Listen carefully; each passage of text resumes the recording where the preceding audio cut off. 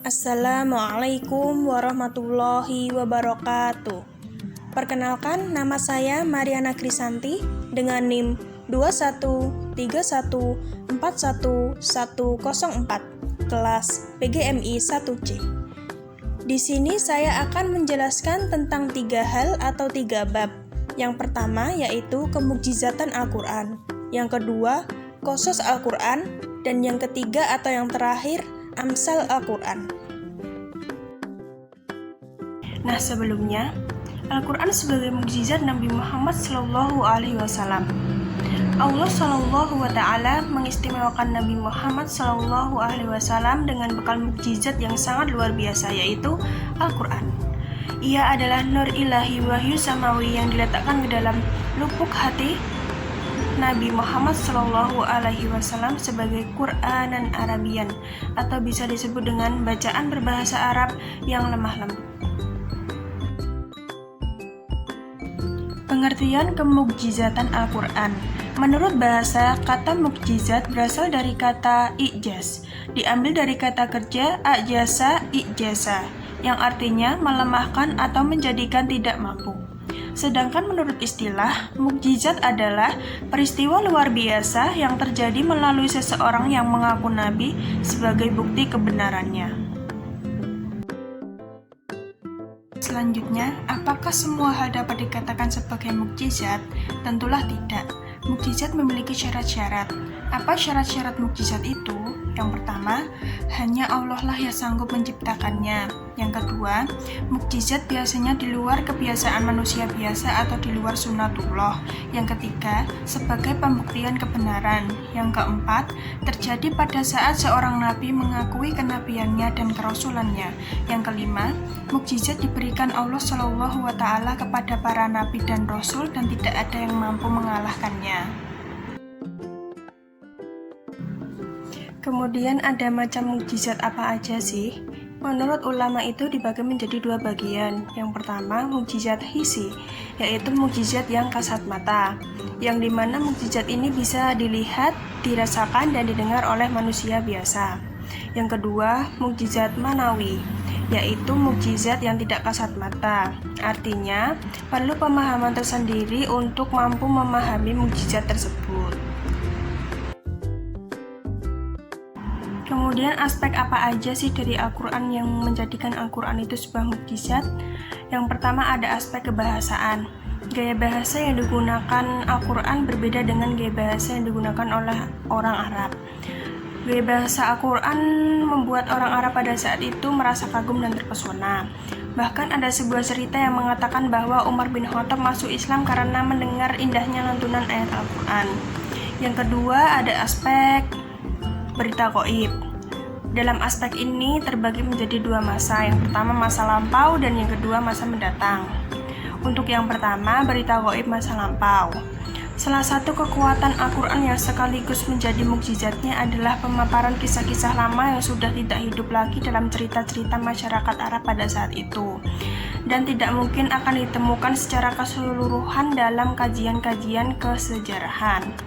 Informasi Al-Quran tentang kejadian lampau cukup banyak yang semuanya akan menunjukkan betapa mustahilnya ilmu tersebut yang berasal dari Nabi Muhammad SAW. Yang kedua, berita gaib masa mendatang. Di samping menyangkut peristiwa-peristiwa masa lampau, Al-Quran juga mengungkapkan peristiwa-peristiwa yang akan terjadi baik di dunia maupun di akhirat. Peristiwa-peristiwa itu digambarkan dalam Al-Quran melalui sejarah-sejarah yang sudah terbukti. Yang terakhir ada aspek isyarat ilmiah. Banyaknya isyarat ilmiah yang ditemukan di dalamnya yang kesemuanya belum diketahui manusia pada abad-abad bahkan tahun-tahun terakhir ini. Isyarat-isyarat ilmiah itu dapat dilihat dalam beberapa bidang ilmu pengetahuan, misalnya bidang ilmu astronomi yang mengeksplor asal-usul terbentuknya alam seperti dalam penjelasan teori Big Bang. Selanjutnya yaitu bidang ilmu biologi yang membahas gunung-gunung dapat berdiri tegak. Semua nabi dan rasul memiliki mukjizat masing-masing, dan setiap mukjizat tergantung pada masa dan tergantung dari kondisi lingkungan sekarang. Untuk rangkumannya, dalam materi ini. Yang pertama, mukjizat diberikan kepada para nabi dan rasul sebagai bukti kebenaran. Yang kedua, Al-Quran adalah mukjizat terbesar dan teragung Nabi Muhammad SAW. Yang ketiga, mukjizat Al-Quran terletak pada keindahan gaya bahasa dan isi kandungan. Yang keempat, isi Al-Quran tentang ilmu pengetahuan tidak terbantahkan dan selalu terbukti. Yang terakhir, keaslian Al-Quran dijamin Allah SWT sampai dengan hari akhir.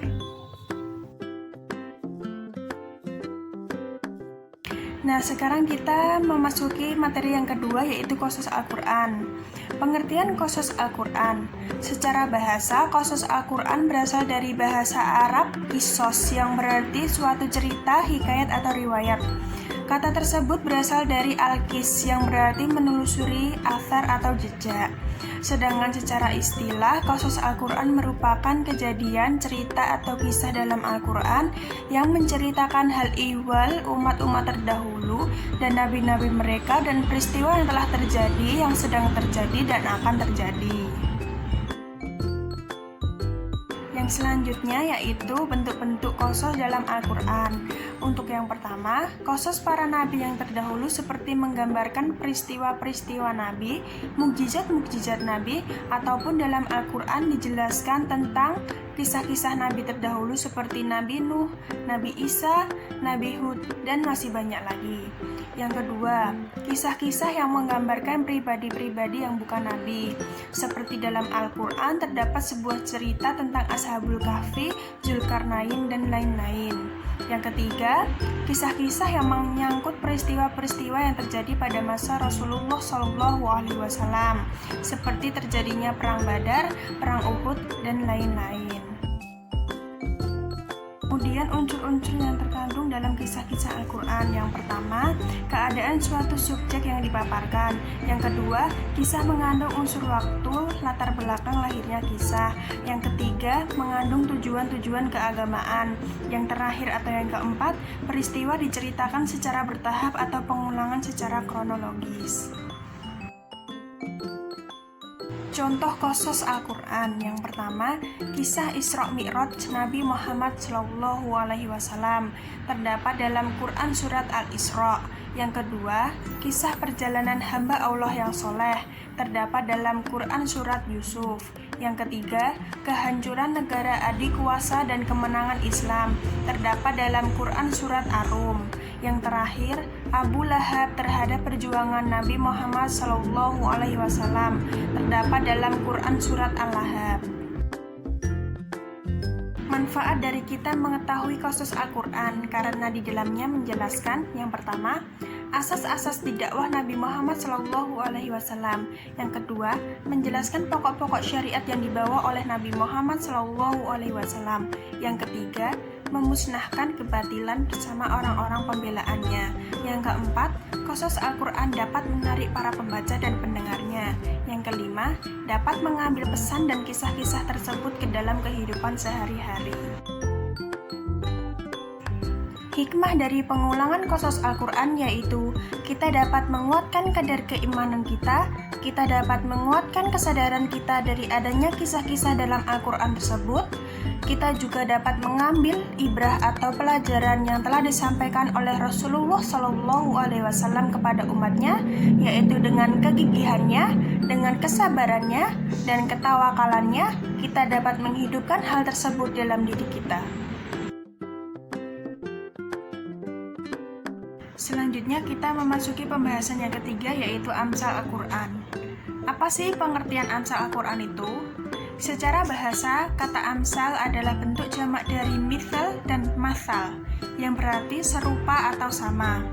Sedangkan secara terminologi, amsal adalah penyerupaan sesuatu keadaan dengan keadaan yang lain, dengan tujuan yang sama, yaitu pengisah atau dalam hal ini Allah SWT menyerupakan sesuatu dengan aslinya. Kemudian rukun-rukun amsal Al-Quran. Yang pertama, harus ada yang diserupakan atau al-musyabbah, yaitu sesuatu yang akan diceritakan. Yang kedua, harus ada alat tasbih, yaitu kaf, mithil, ka'ana, dan semua lafal yang menunjukkan makna perserupaan. Yang ketiga, Harus ada asal cerita atau al-musyabbah bih, yaitu sesuatu yang dijadikan tempat menyamakan. Selanjutnya, amsal dalam Al-Quran ada 3 macam. Yang pertama, amsal musarrohah. Amsal musarrohah ialah amsal yang di dalamnya dijelaskan dengan lafal masal atau sesuatu yang menunjukkan tasbih. Sebagai contoh dalam Quran surat Al-Baqarah ayat 17-20. Yang kedua, amsal kamimah, yaitu amsal yang di dalamnya tidak disebutkan dengan lafal tamsil atau pemisalan, tetapi ia menunjukkan dengan makna yang indah, menarik dalam kepadatan redaksinya, dan mempunyai pengaruh tersendiri bila dipindahkan kepada yang serupa dengannya. Untuk masal ini mereka mengajukan sejumlah contoh, di antaranya Quran surat Al-Baqarah ayat 68. Yang ketiga atau yang terakhir, amsal mursalah. Amsal mursalah yaitu kalimat-kalimat bebas yang tidak menggunakan lafal tasbih secara jelas, tetapi kalimat-kalimat itu berlaku sebagai masal. Sebagai contoh dalam Quran surat Al-Mudaththir ayat 38. Yang terakhir yaitu hikmah dan tujuan amsal Al-Quran. Yang pertama, menggambarkan sesuatu yang tidak nampak ke dalam yang nampak, seperti firman Allah dalam Quran surat Al-Baqarah ayat 275. Yang kedua, agar manusia menghindari perbuatan-perbuatan buruk yang dibuatkan perumpamaan, misalnya Quran surat Al-Hujurat ayat 12. Yang ketiga, menggambarkan sesuatu yang abstrak dalam bentuk konkret yang dapat dilaksanakan atau dirasakan oleh panca indera manusia, sehingga akal dapat menangkap informasi tersebut. Yang keempat, memberi motivasi untuk melakukan sesuatu yang bermanfaat.